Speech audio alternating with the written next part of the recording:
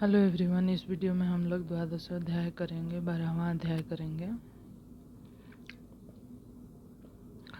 तो हम लोग श्रीमद् देवी भागवत पुराण का तृतीय स्कंद कर रहे थे, तो 11वें अध्याय तक हो गया है। ये 12वां अध्याय है। इसमें हम सात्विक, राजस, तामस यज्ञों का वर्णन करेंगे, मानस यज्ञ की महिमा और व्यास जी द्वारा राजा जन्मेजय को देवी यज्ञ के लिए प्रेरित करना। तो यहाँ पे हम देखेंगे कि मानस यज्ञ की क्या महिमा है और सात्विक, राजस और तामस यज्ञों में कौन कौन से यज्ञ आते हैं। व्यास जी द्वारा जन्मेजय को देवी यज्ञ के लिए प्रेरित करना, यह कैसे होता है ये देखेंगे। तो यहाँ पे राजा बोलते हैं, हे स्वामिन, आप उन देवी के यज्ञ की विधि का पूर्ण रूप से सम्यक वर्णन कीजिए। उसे सुनकर मैं यथाशक्ति प्रमाद रहित होकर वह यज्ञ करूँगा। उस यज्ञ की पूजा विधि, उसके मंत्र, होम द्रव्य, उसमें कितने ब्राह्मण हो, दक्षिणा, इन सभी के बारे में निसंकोच बताइए। व्यास जी बोले, हे राजन सुनिए, अब मैं से देवी के यज्ञ का विधि पूर्वक वर्णन करूँगा।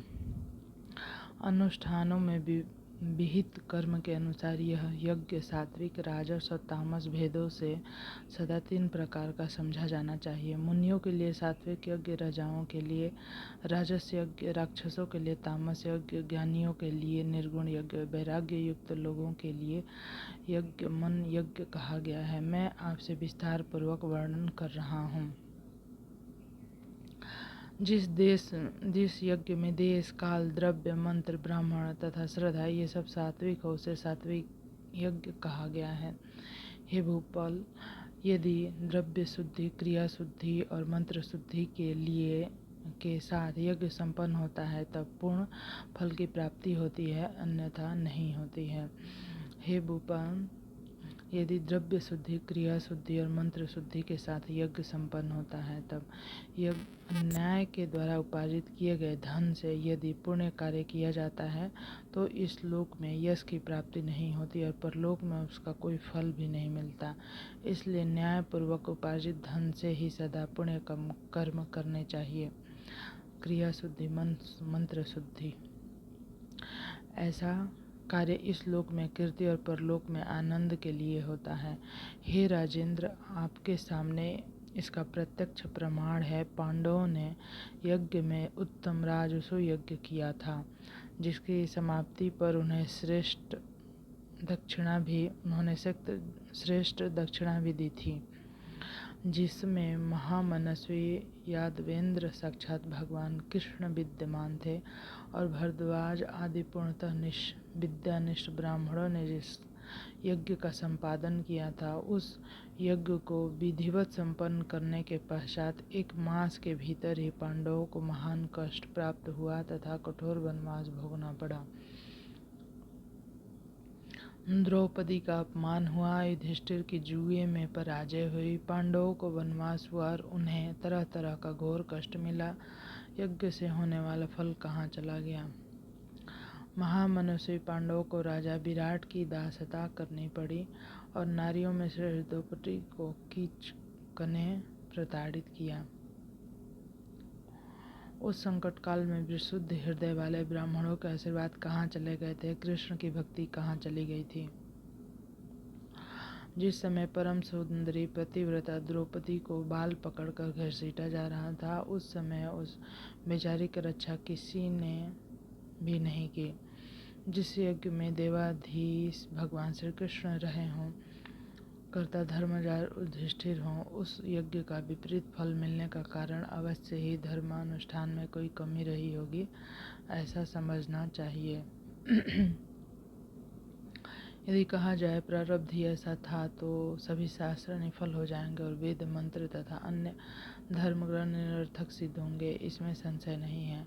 प्रारब्ध तो असंभावी है। इस कथन को यदि स्वीकार कर लिया जाए तो सभी साधन निष्फल और सभी उपाय व्यर्थ हो जाएंगे। सभी वेद शास्त्र अर्थवाद के रूप में परिणित हो जाएंगे, सभी क्रियाएं निरर्थक हो जाएंगी और स्वर्ग प्राप्ति के लिए तप तथा वर्ण धर्म सब व्यर्थ हो जाएंगे। केवल प्रारब्ध को ही हृदय में धारण करने से सभी प्रमाण व्यर्थ हो जाएंगे। तो भाग्य तथा उपाय दोनों ही मानना चाहिए। कर्म करने पर भी यदि विपरीत परिणाम प्राप्त होता है तो पंडित शिरोमणि विद्वानों को सोचना चाहिए कि कार्य करने में कोई कमी अवश्य रह गई थी। कर्मशील विद्वानों ने कृत्य भेद, मंत्र भेद तथा द्रव्य भेद से उस कर्म को अनेक प्रकार वाला बताया है। भूतकाल में इंद्र ने यज्ञ में आचार्य के रूप में विश्वरूप का वर्णन किया था। विश्वरूप ने अपने मातृपक्ष के दानवों के हितार्थ विपरीत कार्य किया। ताओं तथा दानवों दोनों का कल्याण हो, ऐसा बार बार कहकर उसके मातृपक्ष के सुर थे उनकी भी रक्षा की। तदंतर दानवों को अत्यंत हिष्ट पुष्ट देखकर इंद्र कुपित हो उठे और उन्होंने वज्र से तत्काल उस विश्वरूप के सिर काट दिए। इससे यह निसंदेह सिद्ध हो जाता है कि कर्ता के भेद से विपरीत फल हो जाता है। यदि इसे न माने तो ठीक नहीं, क्योंकि पराजय पश्चात नरेश द्रुपद ने रोषपूर्वक द्रोणाचार्य के नाश के निमित्त एक पुत्र उत्पन्न होने के लिए यज्ञ किया था। के परिणाम स्वरूप यज्ञ वेदी के माध्यम से धृष्टद्युम्न और द्रौपदी ये दोनों उत्पन्न हुए। पूर्व काल में जब महाराज दशरथ ने पुत्रष्टि यज्ञ किया तो उन पुत्रहीन राजा दशरथ के भी 4 पुत्र उत्पन्न हुए। अतः हे नृपश्रेष्ठ, युक्तिपूर्वक किया गया कोई भी कार्य हर प्रकार से सिद्धि प्रदान करने वाला होता है और युक्तिपूर्वक न किया गया कार्य सर्वथा विपरीत करने वाला होता है। जैसे पांडवों के यज्ञ में किसी दोष के कारण ही उन्हें विपरीत फल मिला और जुए में हार गए। हे राजन, युधिष्ठिर सत्यवादी धर्म पुत्र थे। पति भी एक प्रतिव्रत स्त्री थी और युधिष्ठिर के अन्य छोटे भाई भी पुण्यात्मा थे, किंतु अन्यायोपार्जित द्रव्यों के प्रयोग के कारण उस यज्ञ में वैगुण्य उत्पन्न हुआ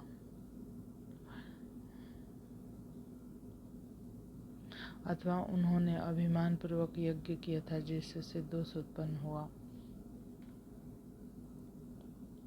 हे महाराज, सात्विक यज्ञ तो अत्यंत दुर्लभ माना गया है। वह महायज्ञ केवल वानप्रस्थ मुनियों के लिए ही विहित है।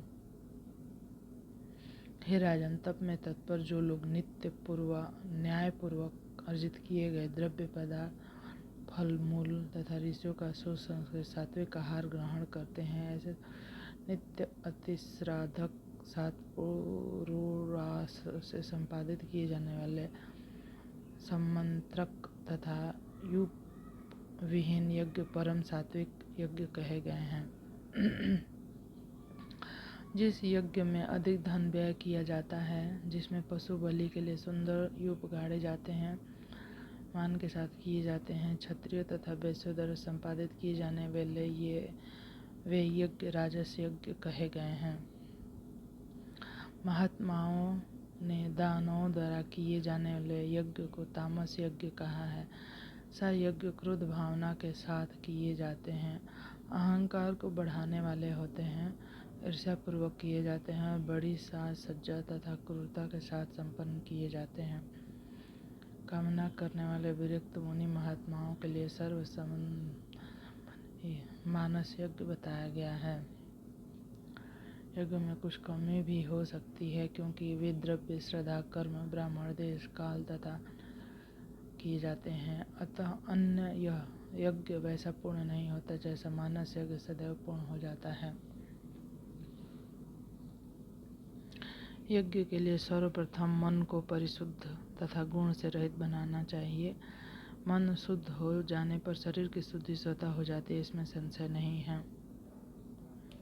जब मनुष्य मन इंद्रियों के विषयों का परित्याग करके पवित्र हो जाता है, तब वह उस मानस अधिकारी होता है। तत्पश्चात वह अपने मन में पवित्र यज्ञ वृक्षों से निर्मित सुंदर सुंदरतम स्तंभों से अलंकृत तथा अनेक योजन विस्तार वाले यज्ञ मंडप की रचना करके उसमें मन ही मन एक विशाल यज्ञ वेदी की कल्पना करें और उस पर मानसिक अग्नि की विधि पूर्वक स्थापना करें। उसी प्रकार मन में ब्राह्मणों का वर्ण करके अंधर्यु, होता, प्रस्तोता, उद्गाता, प्रतिहर्ता तथा अन्य सदों को नियुक्त करके यथोचित रूप से प्रयत्न पूर्वक मन से उसकी पूजा करनी चाहिए। प्राण, अपान, व्यान, उदान, व्यान, समान, उदान, इन पांचों अग्नियों को यज्ञ वेदी पर विधान पूर्वक स्थापित करना चाहिए। उसमें प्राणों को ग्राह्यपत्य, अपान को आहवनीय अग्नि, व्यान को दक्षिण अग्नि, समान को अवसथ्य और उदान को सभ्य अग्नि कहा गया है। ये पांचों परम तेजस्वी हैं। मानसिक रूप से ही दोष रहित तथा परम पवित्र सामग्रियों की भी कल्पना करनी चाहिए। यज्ञ में होता तथा यजमान दोनों के रूप में मन ही होता है। निर्गुण तथा विनाशी ब्रह्म इस अधिदेवता होते हैं। निर्गुण पराशक्ति सभी फलों को प्रदान करने वाली है।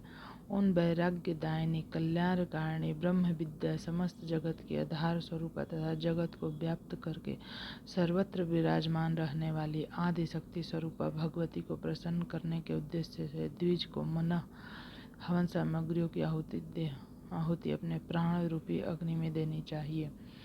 मानस हवन के पश्चात अपने मन को आलंबन रहित करके कुंड के मुख मार्ग से अर्थात सुषुम्नारंध्र द्वारा शाश्वत ब्रह्म में अपने प्राण की भी आहुति दे देनी चाहिए। अपनी अनुभूति से स्वयं का साक्षात्कार करके तथा महेश्वरी को अपना जानकर समाधि योग से शांत चित्त होकर ध्यान करना चाहिए।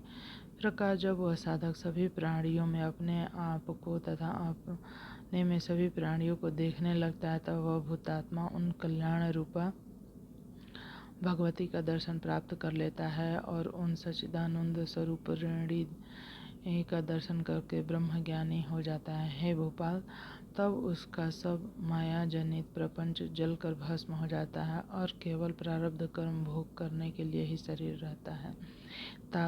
तब वह जीवन मुक्त हो जाता है और मृत्यु के उपरांत मोक्ष प्राप्त करता है। जो भगवती को भजता है सब प्रकार से कृतकृत्य हो जाता है। इसलिए गुरुदेव के वचनों के अनुसार पूर्ण प्रयत्नों के साथ श्री भुवनेश्वरी भगवती का ध्यान करके उनके चरित्र का श्रवण तथा मनन करना चाहिए।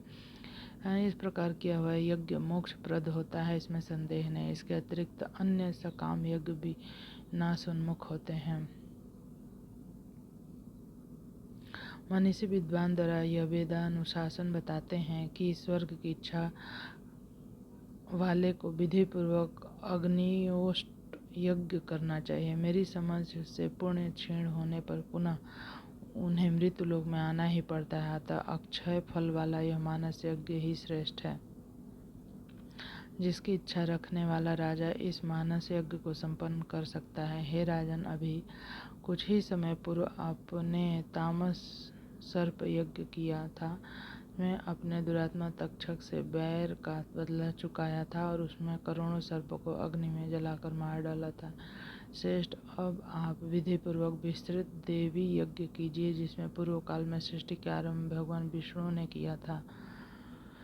हे राजेंद्र, मैं आपको उसकी विधि बता रहा हूँ, आप ऐसा कीजिए। हे राजेंद्र, आपके यहाँ वेदों के पूर्ण ज्ञाता, विधि को जानने वाले, देवी के बीच मंत्र के विधान कार और मंत्र मार्ग के विद्वान अनेक ब्राह्मण हैं। वे ही इस यज्ञ में आपके याजक होंगे और आप यजमान बनेंगे। इस प्रकार आप विधिवत देवी यज्ञ करके उस यज्ञ से मिलने हुए पुण्य को अर्पित करके अपने दुर्गति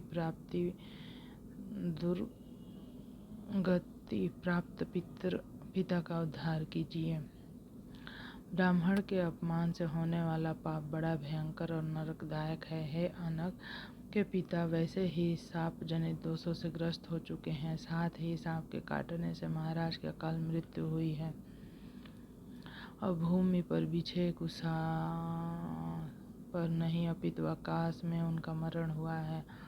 तो न रणस्थल में हुई है, न गंगा तट पर ही अपितु हे कुरुश्रेष्ठ, आपके पिता बिना स्नान दान किए आदि किए ही महलों में मर गए हैं।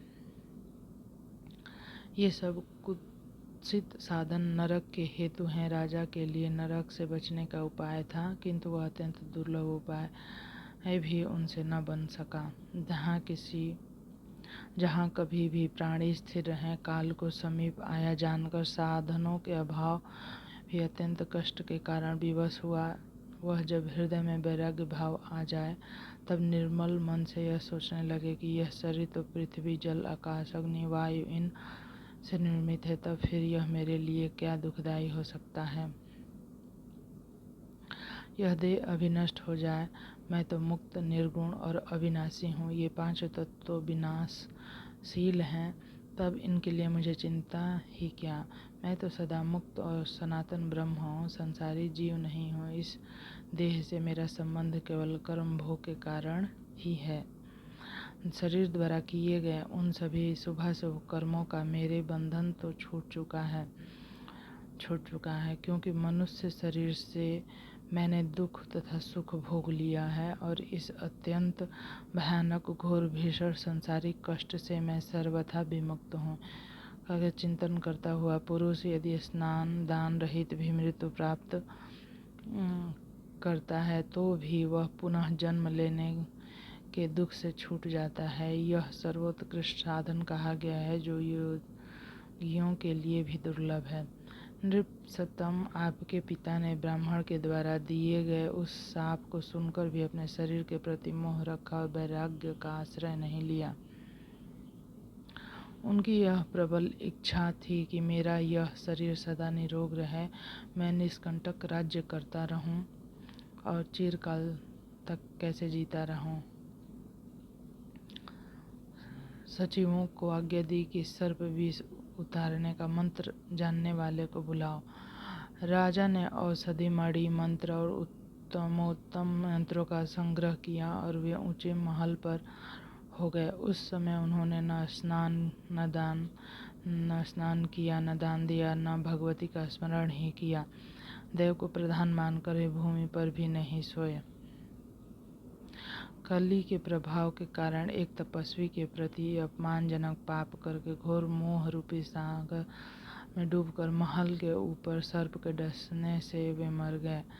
ऐसे आचरण से अवश्य ही नरक होता है। इसलिए हे नृपश्रेष्ठ, ने उन पिता को पाप से उद्धार कीजिए। बोले। अमित तेजस्वी व्यास जी का यह वचन सुनकर महाराज जन्मेजय बड़े दुखी हुए। अश्रु प्रवाह के कारण उनका कंठ रुंध गया। आज मेरे इस जीवन को धिक्कार है, जो कि मेरे पिता नरक में पड़े हैं, इसलिए अब मैं ऐसा उपाय उत्तरातनय राजा परीक्षित स्वर्ग चले जाएं। तो सूत जी बोले, सूत जी बोले कि वो जो है राजा परीक्षित को, सूत जी बोले कि राजा परीक्षित को, हे ऋषिगण, अमित तेजस्वी और व्यास जी का यह वचन सुनकर जो राजा जन्मेजय थे, महाराज जन्मेजय थे, बड़े दुखी और अश्रुपूर्वक हो गए। मन में पश्चाताप करते हुए वे कहने लगे। राजा जन्मेजय ने राजा परीक्षित के उद्धार के लिए जो है कहते हैं, जिससे उत्तरातनय राजा परीक्षित स्वर्ग चले जाएं। राजा परीक्षित को स्वर्ग में जाने के लिए उन्होंने कुछ उपाय किया, जिसको हम लोग त्रयोदशी अध्याय माने 13वें अध्याय में करेंगे। तो आपको वीडियो कैसा लगा जरूर से बताएं। चैनल को लाइक करें, सब्सक्राइब करें।